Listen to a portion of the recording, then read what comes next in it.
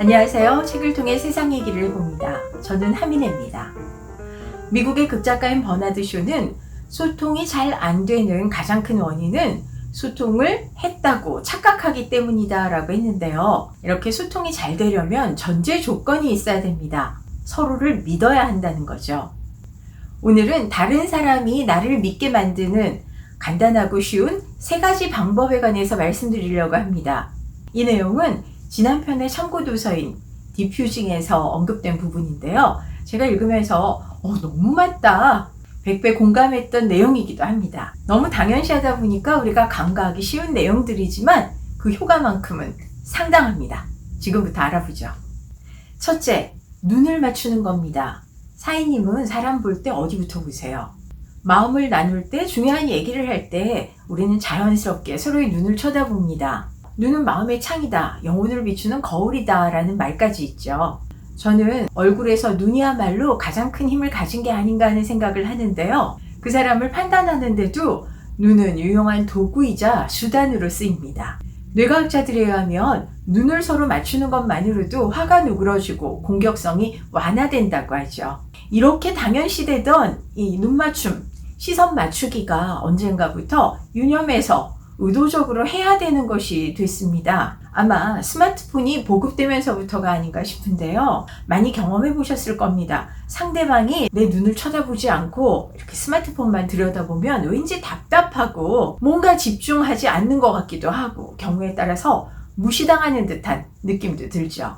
더욱이 요즘처럼 이 마스크를 써서 얼굴 절반 이상을 가리고 있을 때는 눈을 맞추는 거 별 5개만큼이나 중요합니다.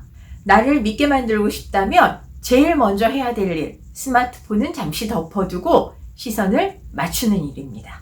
두 번째, 청결 유지입니다. 뭐 이렇게 당연한 얘기를 해? 당연시하고 있는 것을 색다른 이론을 통해서 제대로 설명하고 있는 게 바로 이 책의 흥미로운 점입니다.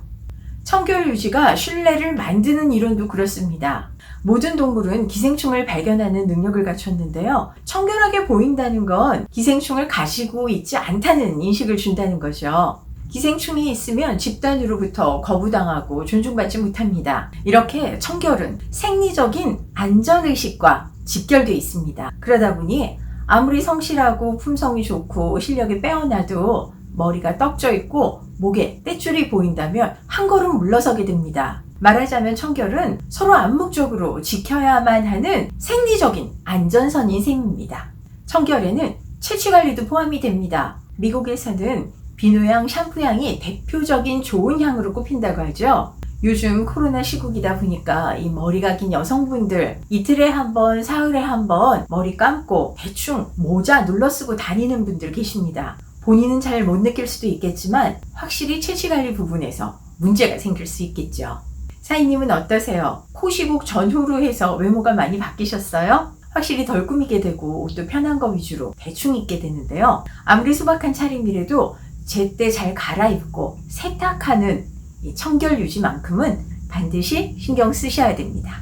다른 사람이 나를 믿게 만드는 방법, 3번째는 상황에 맞는 차림입니다.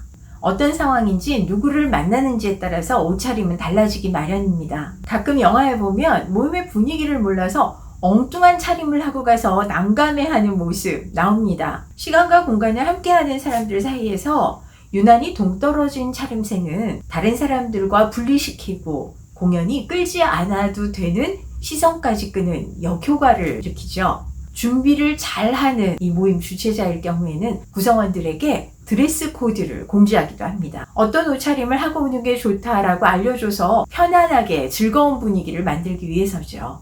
사람은 자신과 유사한 옷차림을 한 것만으로도 우리는 같은 세계에 있는 사람이구나 하는 공동체의식을 느낀다고 하는데요.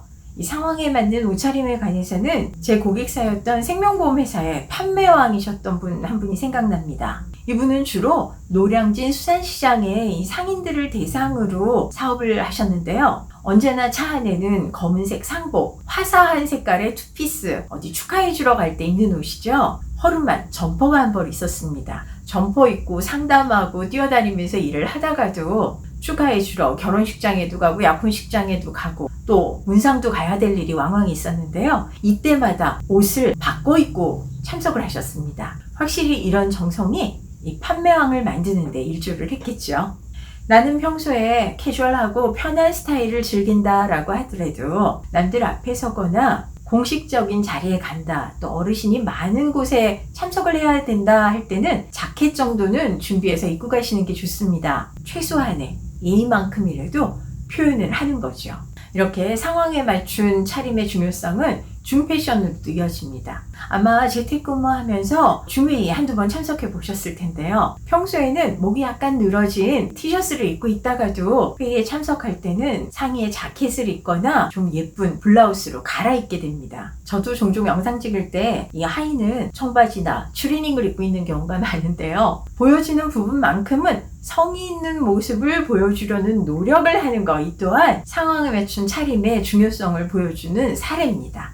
눈을 맞춘다, 청결을 유지한다, 그리고 상황에 맞춰서 차림을 달리한다. 간단하면서도 당연시되고 있는 이 방법들이야말로 본능을 감안한 힘이 아주 좋은 신뢰 형성법입니다.